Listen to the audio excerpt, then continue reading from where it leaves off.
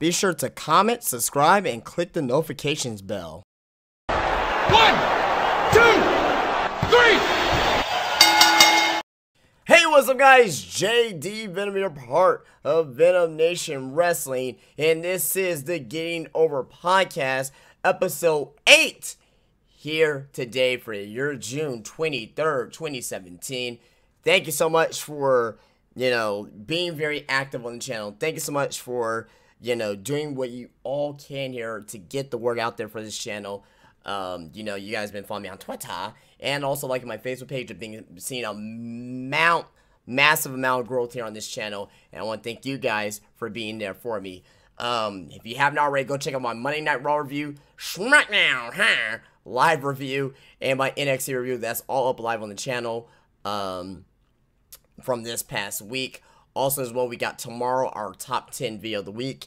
And if you guys are into video games, I do daily video game videos on the channel, live streams, Call of Duty videos, a lot of stuff here, so definitely subscribe if you are into that as well. We got some great news for you here today on this week's podcast. News about MAURO RANALLO's new WWE contract. Got some details that some people may not actually have out there for you. I have exclusive details in reference to that as he signed back to WWE NXT, which is gonna be fucking fantastic. We're gonna talk about that in a moment.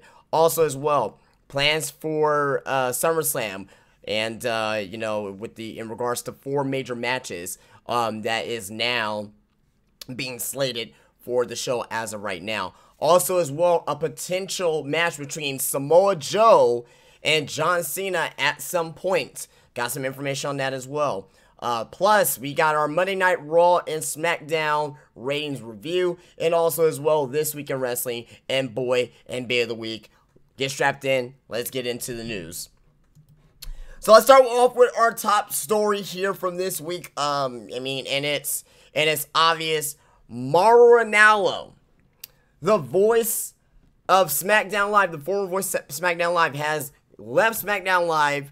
And he's not going to be going to WWE NXT. Obviously, we know why he left, or on speculation why he left. He left because of the whole JBL bullying situation. We found that out. He was saying that on his Instagram page that, despite the rumors, that wasn't the reason why I left. And it's good to see MAURO RANALLO being back with WWE under NXT. Him and Nigel McGuinness, minus the other fuck, Percy Watson. I'm talking about him and Nigel McGuinness is going to be fantastic. If they get rid of Percy Watson, those two will be the best commentating duo in the business. They will be the best commentating duo in the business by far. It's not even close. But I know they're going to have Percy Watson there. He's not as annoying as a Byron Saxton. He's not as annoying as I think Booker T is the best color man, the best color man that's there. You know what I mean? Be that as it may, MAURO RANALLO, we learned that, and I got some details here from Wrestling News World, that the details behind MAURO RANALLO's new contract with WWE, the deal has been signed for 2 years and allows him to work non-wrestling shows with WWE clearance. MAURO is also now under a contract with Bellator MMA, and as he will still call the Mayweather-Conor McGregor fight. If all goes well after 2 years, don't be surprised if MAURO replaces Michael Cole as the lead announcer for Monday Night Raw. Cole has wanted to transition into a full-time off-camera backstage role for a while now. This was something that was even discussed before the departure/return this year. MAURO begins his new gig Friday night at the latest WWE NXT TV tapings. I am so fucking happy with this information with MAURO RANALLO. If there was a consolation prize for us wrestling fans, it's to have MAURO RANALLO off TV for a few months to bring him back to NXT. He fits well better on NXT. Even with him on SmackDown, he was still by far the best commentator in the WWE. But with him being on NXT now, and with him not, I will say he won't have to worry about being in the reins too much or being held back too much with his commentary, he can just call the wrestling moves. He can call the match. Now, of course, he's going to have a filter with Triple H there, but would you rather have Triple H there or would you rather have Vince McMahon in your ear? I'd rather have Triple H because Triple H is understandable. Triple H is a wrestler.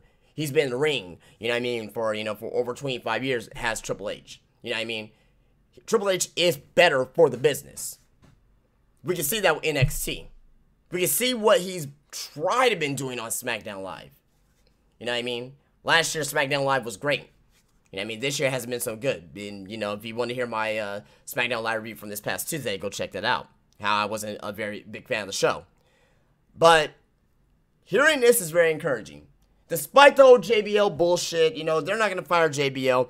WWE did the right thing to make everything right. And I think what it is as well is that with Ranallo, you have a situation where, there could have been somebody being sued or, there could have been something of that nature. WWE did not want to go through that. WWE did not want to have anything to do with anybody being sued or legal issues or anything of that nature, because that was rumored to be coming as well. It's good to see that they're in, they're in a good place. You know what I mean? The feeling is mutual, and I'm glad to see it. I'm glad to see it. I'm very happy. I can't wait to hear him on NXT TV. I can't wait to hear him at TakeOver Brooklyn. Just him calling, perhaps, Bobby Roode and Drew McIntyre, or, for example, when Tommaso Ciampa and comes back and he faces off against Giant Gargano. That's going to be fucking amazing when he calls that match. You know what I mean? When we're going to see Hideo Itami versus Cassius Ohno. I just can't wait to hear his voice back on NXT TV. And the fact of the matter is, he doesn't have to travel on the road either. He doesn't have to travel on the road. All he has to do is show up at Full Sail. All he has to do is show up at Brooklyn or Houston or whatever they're going to have their takeovers at. That's all he has to do at this point. He has a sweet deal. And for him to still call Bellator, and for him to still call the Floyd Mayweather and Conor McGregor fight, he's the happiest guy on fucking earth right now. You know how much money he's going to get paid for calling that fight between, Conor McGregor and Floyd Mayweather? I'm pretty sure he's getting paid a good amount with Bellator as well. And with WWE, WWE take care of their employees. I'm pretty sure I won't say he had a raise, but I'm pretty sure there's some type of good package, like a Forgive It package in there with Ranallo. I mean, this is great. This is fantastic for Ranallo. I can't be any happier for the man. He deserves it. He deserves everything that he's getting right now. Despite JBL not being fired, the fired JBL chance will probably go away now. And that's probably, like I said, another reason why WWE probably brought back Ranallo, which is pretty sad. You know what I mean? Because they didn't want to fire JBL, and they're probably tired of the signs and the chants in the crowd of fire JBL. I guess this is a way to stop it. But hey, get Ranallo back. At the end of the day, this is what we wanted. This is what we wanted, and he's back. And I'm so happy that he's back. And it's just gonna be great. It's just gonna be great to hear his voice. I mean, if you don't like the commentary on Raw, you got commentary on SmackDown. If you don't like the commentary on SmackDown, you got the commentary on NXT.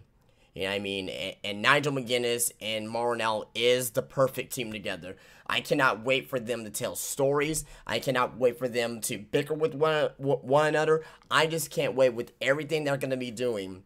It's just gonna be great. MAURO RANALLO, Jim Ross, don't get me wrong. Jim Ross calling the Tyra Bate Pete Dunne match, it could not been done by anybody else that could have been better. But I would love to hear a MAURO RANALLO take on that match. So I'm assuming at NXT TakeOver Brooklyn, I will have Pete Dunne versus Tyler Bate, because that is match of the fucking year. I don't know why you're not going to have the match of the year, potential another match on the year, a rematch on TakeOver Brooklyn. That should be the second to last match before I close the show. And I said that many times. But to hear MAURO RANALLO call that match along with Nigel McGuinness is going to be fucking fantastic. Percy Watson, we're going to have to deal with that. But this is getting a huge upgrade at the commentary table. I like Tom Phillips as well. He is fucking great too at what he does. But you can't compare Tom Phillips to MAURO RANALLO. You just can't. I like Tom Phillips better than better than most of some of the elite commentators that they came in the past, like Scott Sanford. What's his fucking name? God, I just forgot his fucking name. He's on ESPN now. It wasn't Coachman, but Josh something, whatever. You guys are gonna tell me in the chat. I'm sorry, in the comment section most likely. But Josh Matthews too. Speaking of elite commentator, Josh Matthews. I mean, he's fucking annoying in TNA. So, but yeah, man, it's good. It's good. It's very, very good to hear this here, and very encouraging news from WWE and the commentary. And also as well, if all goes well again, don't be surprised if MAURO replaces Michael Cole, because Michael Cole wants to get out. And if MAURO could transition onto Monday Night Raw, being the voice of the WWE, which he so well deserves, I can't wait for it. I can't wait for it. So, WWE, if they fuck this up, he signed with the company for 2 years, but if they somehow fuck this up with Ronaldo again, there's no hope for this company. There's no hope for this company if they somehow fuck it up. I think on NXT, he'll be catered to more because it's a smaller brand.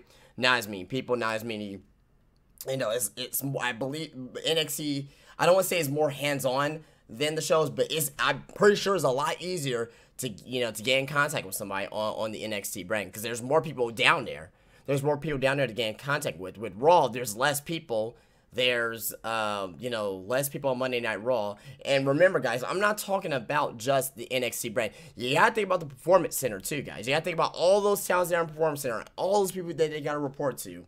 You gotta think about all those prospect commentators, prospect referees. There's a lot more catering down in Full Sail, and I think that Ronaldo will be catered to, and for any situation that were to pop up. So very happy for MAURO RANALLO, and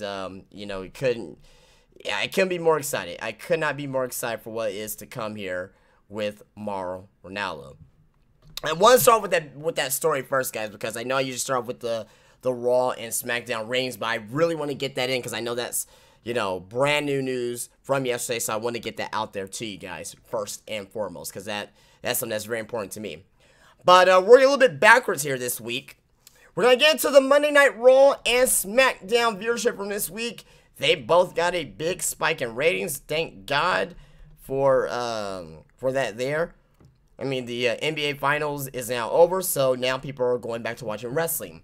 They were over 3 million viewers. They averaged 3 million viewers. And that was the first time they averaged 3 million viewers since April.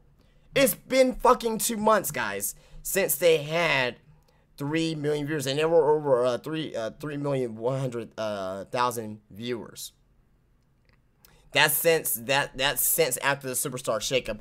Ever since the May 1st SmackDown, they were under not SmackDown, Raw. They were under 3 million viewers, and they kept going down and down and down. So this is very encouraging. Last week's Monday Night Raw was at 2.5 million viewers. This week's Monday Night Raw is at 3.1 million viewers.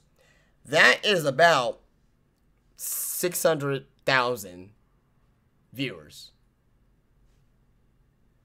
That's a big increase. That's a big increase, and that is a increase by 22%. So they end the 7-week streak of averaging under 3 million. And this week's Raw which was headlined by the segment involving Kurt Angle, Corey Graves, Enzo Amore, and Big Cass, who turned heel. So hopefully this is on an uptrend, because this week we have the Go Home Show for Great Balls of Fire, and also as well, there's gonna be a lot of intriguement there. You're gonna have Brock Lesnar and Samoa Joe face to face next week, which is gonna be fucking amazing. But hopefully this viewership goes up. I want the viewership to go up, guys. I definitely do. I want to see WWE succeed, but half the time they don't succeed because the shit that they put on TV is fucking garbage. So hopefully the ratings keep continuing in the uptrend. SmackDown went from, Raw went up 22%. SmackDown jumps up 25% following Money in the Bank. And there was some intriguement there with the, with the women's Money in the Bank briefcase and the controversy there. So last week's SmackDown on June the 13th averaged just at a little bit over 2 million viewers. This week's SmackDown was at 2.5 million viewers, almost 2.6 million viewers. It's just right there on the tip. So basically, both viewerships went up essentially almost 600,000 viewers. I mean, that just tells me that everybody was looking into the NBA Finals. And the thing is, the NBA Finals ended last Monday. I don't understand why SmackDown was down in its ratings. And down the viewership. I mean, I don't know. I don't know what the fuck was Tuesday last week. What was on Tuesday last week? I thought the ratings would be, decent for the go-home show for Money in the Bank, but whatever. But this week's edition of WWE SmackDown Live, which featured the return of Daniel Bryan and the fallout from Sunday's Money in the Bank pay-per-view, drew 2.5 million viewers. This is up 25% from last week's 2017 low. So hopefully, SmackDown Monday Night Raw, they keep continuing in the positive trend of going up. I do not want to see them go down by any means, because that's bad for business. And the viewership itself, despite what WWE says, they care about the viewership. I don't give a fuck what anybody says. WWE cares about the viewership. That's why they're so amped on, on making sure that they do things on certain points of the show. If you guys remember, not this past Monday, but the Monday before, they had a segment where Samoa Joe and Brock Lesnar went first. That was because they were afraid of the NBA Finals. If you don't care about the ratings, then why would you put those guys first? So you care about the ratings at the end of the day. You care about the viewership. So don't give us that shit, WWE. We are not stupid. Do not insult our intelligence. So that is it for your Raw and SmackDown viewership from this past week. Information here on 4 SummerSlam main events revealed and plans for Samoa Joe and John Cena. Listen up to this. This is coming from, again, Wrestling News World. And while there are still a couple pay-per-views in between, most of the top matches for SummerSlam have been settled upon, although everything in WWE is in pencil. This is far out. The top matches slated for the show right now are Roman Reigns is taking on Samoa Joe. John Cena versus Jinder Mahal for the WWE Championship. Triple H versus Kurt Angle for the control of Monday Night Raw, which I'm going to get to in a second, and how I don't really want to see that match. And Brock Lesnar defending the Universal Championship against Braun Strowman. WWE is very pleased with how Samoa Joe has gone over in recent weeks, and there has been pitches to turn Lesnar versus Strowman into a triple threat match, with Joe added in. But so far, Vince McMahon prefers a singles match for the Universal title at SummerSlam. Regardless, Joe will be featured somewhere at the top of the card, unlike WrestleMania. Speaking of which, WWE is still interested in doing Joe versus Cena at any point. As you remember, that bout was on tap for WrestleMania 33 until they went with the proposal angle. As for how Lesnar versus Strowman will be set up, the plan is for Strowman versus Roman Reigns and Great Balls of Fire to serve as a #1 contenders match. Obviously, this is going to be an interesting situation to watch after Reigns announce on Raw that he will be challenging for the Raw's top title at SummerSlam. Some are denying the fact that Angle vs Triple H is planned for the big summer event, but I've now heard from 2 sources that this has been the plan since the Angle Corey Graves storyline began. Looking towards the future, WWE is very interested in Cena versus Reigns at some point, but the plan still stands for Roman Reigns to challenge Brock Lesnar at WrestleMania 34. I also heard they want Cena versus Finn Balor to be done before they go to Finn Balor versus Lesnar, At what point these main events will take place remains to be seen, but 2018 may be a real possibility. That's a lot of information there. Cena and Balor, which I would like to see, definitely. I would definitely like to see. I would like to see Cena put over Balor. Cena versus Reigns, that's always been talked about. And, you know, Triple H versus Angle, Roman versus Joe at SummerSlam. Cena versus Jinder, which is expected. And Lesnar versus Braun Strowman. And the possibility of a triple threat match with Samoa Joe for the Universal Championship. My thing is that I'm not a Roman Reigns fan. Let's make that clear. You guys know this. I am not a Roman Reigns fan whatsoever. I am not a Roman Reigns fan. Hey guys, guess what? Not a Roman Reigns fan. But where would you have Roman Reigns on SummerSlam? You can't have him out. You just can't have him out. So if you do Samoa Joe versus Brock Lesnar and Braun Strowman, which I would love to see, by the way. I would love to see that carb destruction. It'll be, you know, like 3 big movie monsters all taking on each other. You know, that'll be fucking like Godzilla and King Kong and, you know, somebody else, some other big movie monster, whatever. You know what I mean? The fucking thing from fucking Cloverfield, whatever. I would love to see it. I would. It'd be different. It'll be way different for a SummerSlam main event. It'll be something to be refreshing. Especially if Brock Lesnar versus Samoa Joe is a knockout drag-out match. But where would you have Roman Reigns? In a legitimate match that you believe that Roman may have a chance to lose. We don't see Roman versus Bray Wyatt. Roman versus Dean Ambrose? No. Roman versus Finn Balor?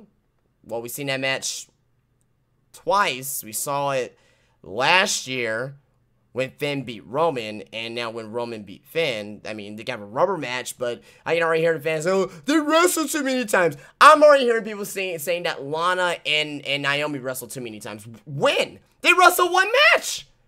Why are people already complaining about a second match between Naomi and Lana? Now, by all means, I didn't think it was a great match, but come on. You know what I mean? At the end of the day, though, I mean, this is all going to be, you know, very high speculation between all 3 of these matches here, or all, you know, all 4 of these matches here, and we know the possibilities of Cena Cena and Balor and Cena and Reigns. I mean, that's all going to be huge speculation, and you know, I really, you know, we can talk about this for minutes upon hours and days for this here, but as of right now, Roman versus taking on Joe, which I would love to see. Cena versus Mahal, which is obvious. I mean, really have no comment. Let's talk about Triple H versus Kurt Angle for a second. I don't want to see this match. I don't. Unless if it's built up very, very well, which has that potential. Not to say I don't want to see Kurt Angle wrestle, not to say I don't want to see Triple H wrestle. I just don't want to see these two together for the control of Monday Night Raw. This is putting Kurt Angle into position to lose the match. To bring back Stephanie McMahon. It's all to, and it's just basically to bring back that same lame storyline of the Authority, and, you know, starting off with Stephanie McMahon every week, and, you know, fucking Monday Night Raw, they don't start with Kurt Angle every week. I mean, Kurt Angle, he is on Raw every week, but he's not coming out to the ring every single week to start the show. With Triple H and Stephanie, they start off Raw every week, which is not good for TV, and that's not good. That's not saying anything good about your talent. You know, that's basically spin the face in your talent, in my personal opinion.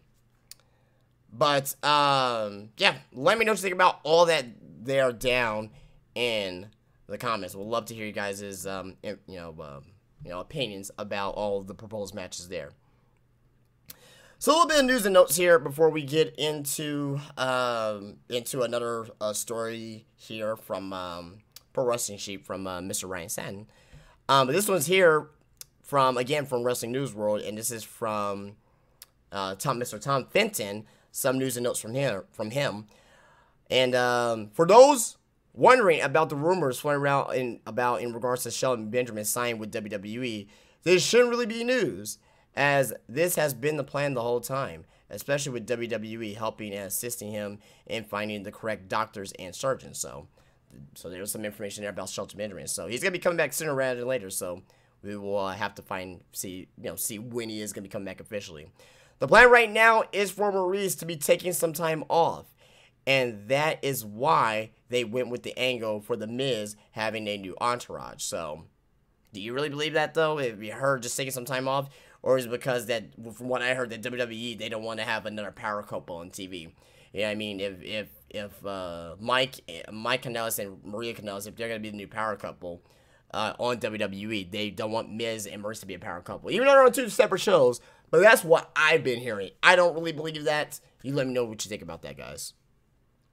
Finn Balor is not in the doghouse. WWE simply did not have many solid plans after Braun Strowman got hurt when they shook up everything. They didn't have a storyline for Finn until SummerSlam, which I'm not fucking surprised by. I'm not surprised by it whatsoever, just because of the fact that WWE doesn't know what they're doing with their big talents. Period. I mean, we better see Finn Balor in some type of match at Great Balls of Fire. And I believe we are going to be seeing that with, with the Drifter, Elias Sampson. And that's why I believe what's going to happen at Great Balls of Fire is pretty obvious. If they have the match next week, that's going to be a fucking fail, in my opinion. But, have Finn Balor go up against Elias Sampson. Maybe have it to, a double disqualification or double count out or something of that nature.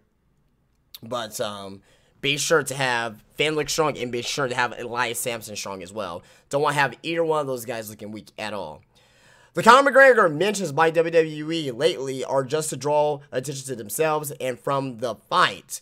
This is no deal in place to get Conor to appear on WWE at this time, despite their efforts for WrestleMania. And also they were talking about as well, with Conor McGregor and Floyd Mayweather. Triple H tried to invite them to Monday Night Raw, but nothing with that as of yet. Most likely that's not going to happen. I'll be very shocked if that does happen. There have been many teases and tweets regarding Adam Cole as of now. The plan has not changed for a debut at NXT TakeOver Brooklyn. If things are sped up, we will let you know. So Adam Cole, baby, is scheduled to make his appearance at NXT TakeOver Brooklyn. I'm being patient at this point. We're starting to see the ball starting to roll a little bit. We got Mike Bennett and Maria Kanellis in there now, but they came over from TNA. Ring of Honor is a whole different animal, a whole different beast. I know they have like some embargo on their contract, so we're going to have to wait. NXT TakeOver Brooklyn, if he's not there, I will be shocked. I will be saddened, and I will be worried at that point. Also as well, guys, he still has not signed anything. I'm going to keep talking about this until he's actually signed with New Japan or Ring of Honor. Marty Scurll. I reported this back last month. Still nothing yet. He is still not signed anything yet. Will he come to WWE? A very minimum chance, but I want to put that in your heads, though. If it sticks to the wall, it sticks to the wall with Marty Scurll. If it doesn't happen, it doesn't happen. But the fact is, he has no contract right now with Ring of Honor or New Japan. He has not signed a new contract as of yet. Keep that in mind. For those wondering, WWE does not have a SummerSlam main event completely finalized, and they have and may have sped up some plans. We'll have actually this is talking about the four main events. So that's it. That's it for that those news and notes there from Mr. Tom Fenton. Moving on to more competitors revealed for the Mae Young Classic, which is going to be the women's tournament coming up later this year in the next couple months. Actually, next month they start doing the tapings from Full Sail. The Mae Young Classic is getting closer, and WWE just revealed the next batch of competitors. WWE released 5 more names on Thursday via ESPN. Tessa Blanchard, which we should know who that is. I mean, she's a very, I won't say famous, but she's very known on the indies. Abby Laith, Tanera Conti, which looks like a fucking, just very masculine, I will say that. Alpha Female, and Kavita Devi. So there you go. So basically, we're going to be seeing these women in the Mae Young Classic, with the tapings coming up on July 13th/14th, and 23 more contestants to be announced for the single elimination tournament. More names should be expected soon. So there you go with that. Any more news here? I don't think I have any more news for you guys here outside of Boy and Bay of the Week and This Week in Wrestling. So that's where we're going to be ending off our podcast here today, guys. Got a lot of news in there for you for this is going to be a little bit over 30 minutes. So yeah. Let's get into it. Let's get into Boy and Bay of the Week. We're going to start with my Bay of the Week. My Bay of the Week is a woman who cut the promo of her life on SmackDown this past Tuesday. It is the woman that controversially won the Money in the Bank briefcase at this past Sunday's Money in the Bank. And she's going to have to defend her Money in the Bank briefcase this Tuesday live on SmackDown. It's Carmella. Carmella has had a great week, deservedly winning the Money in the Bank, having somebody different win, creating a pretty damn good promo on Tuesday's SmackDown, and also as well defending her SmackDown briefcase, which I think is fucking retarded. Go check out my SmackDown live review to check that out. But despite that, Carmella is Bay of the Week. And if Carmella's Bay of the Week, who else is going to be Boy of the Week? No, it's not going to be fucking Big Cass. No, it's not. No, he's not the Boy of the Week at all. It's the other man who won the Money in the Bank briefcase, Baron Corbin. Baron Corbin, another guy that is going to be great. He's going to be huge. He's going to be huge. He's going to be huge. He's going to be somebody for America that I'm really, really, really putting for. We're going to make Baron Corbin great again. Baron Corbin, Boy of the Week, won his match, at Money in the Bank, won the Money in the Bank briefcase, came out this past Tuesday on SmackDown, teased the cash in, just walked around the ring being a very dick, and he's going to do great things with the briefcase, and, I just can't wait to see on what happens. And it's going to be Baron Corbin versus, I believe, Sami Zayn next week as well, live on SmackDown. So, Baron Corbin is your Boy of the Week. And this week of wrestling, 8 years ago this week, TNA presented Slammiversary from the Palace of Auburn Hills in Detroit, Michigan. The show featured 2 King of the Mountain matches, first and only time in TNA history. Suicide defeated Alex Shelley, Chris Sabin, Consequences, Creed, and Jay Lethal in a King of a Mountain match to retain the TNA X Division Championship. Christopher Daniels, defeated Shane Douglas. Angela Love defeated Tara to retain the TNA Knockouts Championship. Abyss and Taylor Wilde, remember Taylor Wilde? Oh my gosh, former Knockouts champion. Defeated Daphne and Raven in a Monster Balls tag team match. Sting defeated Matt Morgan. Why was Sting viewing Matt Morgan again? I have no idea, but Sting defeated Matt Morgan. Beer Money Incorporated of course, Bobby Roode and James Stewart defeated Team 3D, Brother Devon, Brother Way, to win the TNA World Tag Team Championship. And Kurt Angle defeated AJ Styles, Mick Foley, Jeff Jarrett, and Samoa Joe in a King of the Mountain match to win the TNA World Heavyweight Championship. Of note, this will be the last King of the Mountain match presented by TNA for 6 years. So there you go. And that is This Week in Wrestling of TNA Slammiversary 2009. Alright guys, I am going to go and get out of here. Be sure to leave me a thumbs up on your way out. If you did like this here, be sure to let me know on what, was your news story of the week. Let me know about the MAURO RANALLO situation, the Summerslam matches to be, rumored, and also the Mae Young Classic, participants down below. Give me your Boy and Bay of the Week down below as well. We very much so would like to read that. Be sure to subscribe, as I mentioned. Follow me on Twitter and like the Facebook page, where both links are down below. Daily wrestling videos on the channel. SmackDown, Raw review, NXT reviews are up. Top 10s tomorrow. That's it, guys. And I hope you guys have a great night. And I will see you guys later. Peace out.